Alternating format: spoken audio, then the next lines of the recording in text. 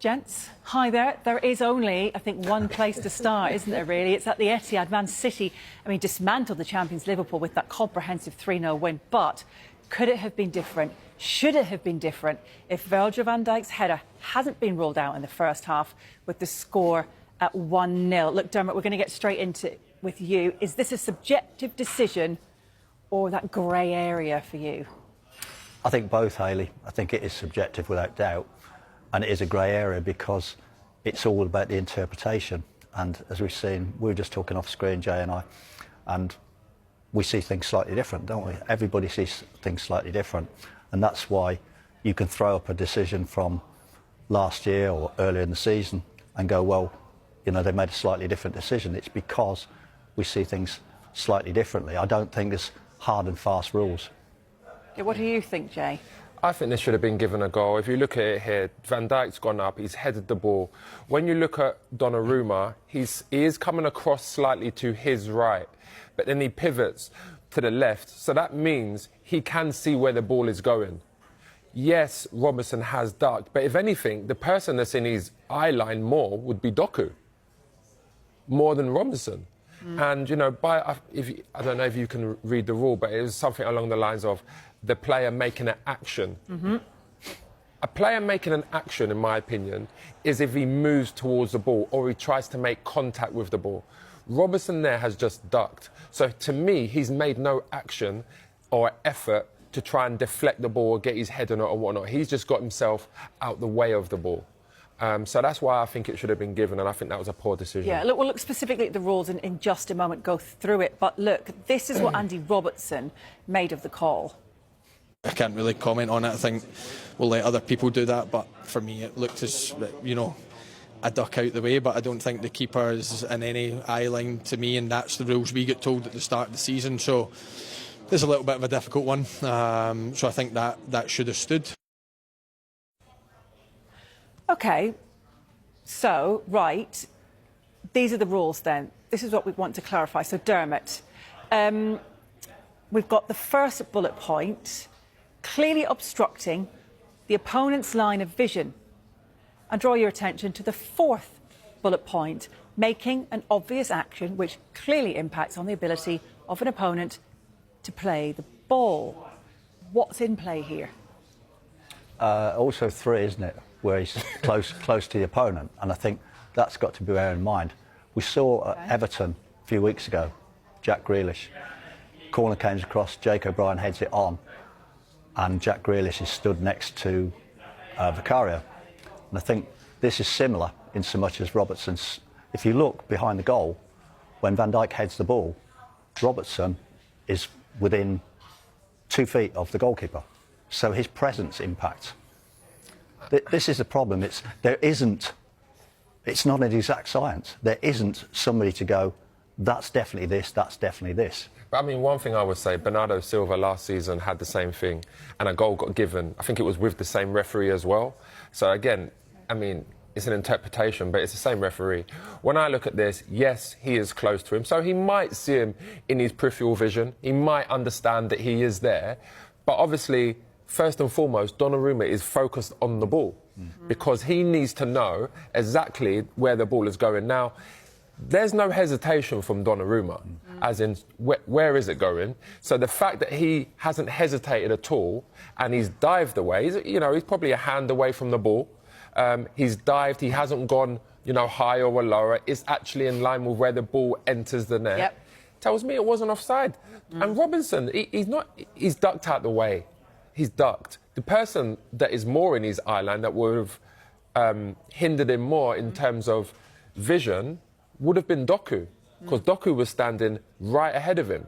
So that's why I think it should have been a goal, and I think it's a poor decision. But, like you said, it's an interpretation. And I think they need to, clamp down on the rules, how to make it more clear.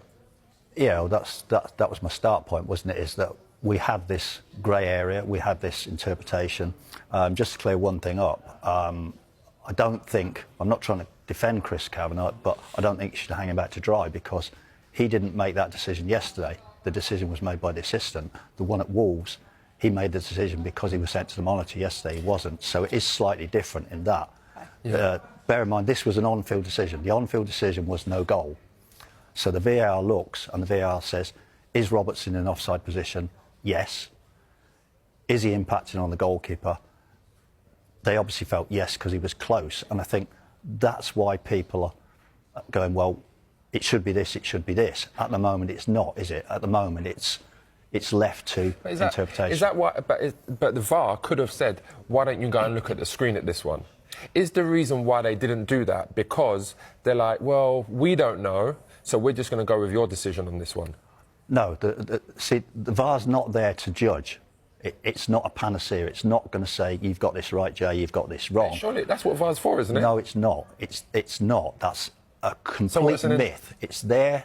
Is it a clear and obvious error? Well, when you go through it stage by stage, is Robertson in offside position? Yes.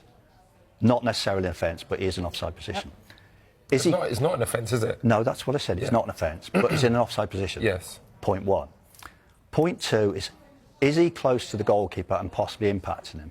Well, he is. But he's not impacted him, though. Well, the assistant felt he was, and the video shows that he is in that position. But that's an interpretation, isn't it? If he's impacting him. Exactly.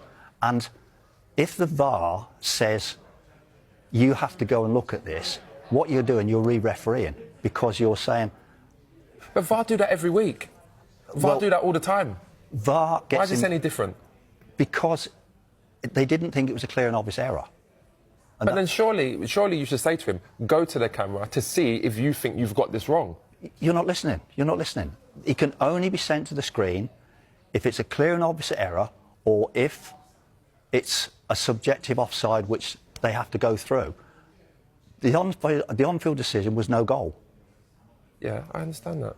Well, what can you do? The on-field decision can be backed up by the video, can't it? He is in offside position. He is close to the goalkeeper. So they say he's impacted. Yeah, but they're not impacted. Was it again? Sorry, the term they used, the fourth one. It was impacting an opponent. Making an obvious action which clearly impacts on the ability of an opponent to play the ball. Where is the action that he's made that's impacted anything? That's what I want to know. Like, there is no action. An action would be throwing a foot at the ball or throwing your head at the ball. He has ducked. There is absolutely no action there that says he is interfering with play. But we've gone through that. What's the action? What is the action that they've gone with there? Can you tell me that? I've told you. What's that? I've told you. He's in that proximity. He's moved away from the ball to clear the ball. And that's my point. If he's moving away from the ball, it's not an action. If he was moving towards the ball, if he made an action toward the ball to try and flick it, then I could understand. The fact that he's just moved out the way, that's not an action. But he's moved out of the way to clear the ball. So his impact on the goal. That was the decision. Yeah, wait. The decision was disallowed on field. And that's what I'm explaining to you. You can ask me till 12 o'clock when we go off air. But the fact that he's moved out the way, the fact that he's moved out the way, which means Donnaruma's still got full vision of the ball. So he's moved, so Donnarumma he's got a better chance of saving it. The fact that he's moved. He has. If he deflects it the other way, then he's got no chance. He has, but that ball has moved 10 yards before he's moved out of the way. I can only tell you what I've seen, what the law is, and what they've come up with. And bearing in mind as well, let's take this into consideration. Donnaruma's 6'7". Robinson is probably 5'8".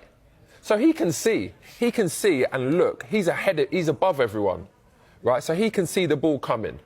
And I just don't see, if the ball was coming from this angle and he's standing behind, then I would say I completely understand that. Okay. But the fact that he's standing I don't even know if I'm on my screen, sorry, Dams, can I use you? The fact that he's standing there and the ball's coming this way, I don't understand how he would be impacting. He's aware that he's there, but he definitely wouldn't be impacting him. The only time he would impact him, if he makes an action towards the ball. Sorry, Dams, I manhandled you there. That's fine. Let's just leave it there with you guys for now. Let's move on to what Jamie Carragher made of it yesterday. This is what he thinks. We've got to keep an eye on Donnarumma here and where he shifts his weight. Now, right now, if he's going to dive, you could say, OK, Andy Robertson is in his way, but we're going to try and move this on really, really slowly. Donnarumma's weight is going to his right. He thinks the header for Van Dijk is going to go to his right. Look at his foot. So he's moving actually the opposite way.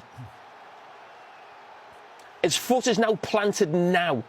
Exactly the time the ball goes over Andy Robertson's head. So that is the true moment we should be looking at, not when it leaves Van Dijk's head, when it goes over Andy Robertson's head and he makes an action to get out of the way of the ball. Does he have a point there then, Dermot? I think everybody has a point, Hayley, because everybody sees it slightly differently. And that's what, so you asked me at the start, is it subjective, is it a grey area? And I said both. And I think that's the problem. There is no hard and fast. There isn't almost a line that you go, that's this, that's this. It's left to interpretation because the law isn't tight enough.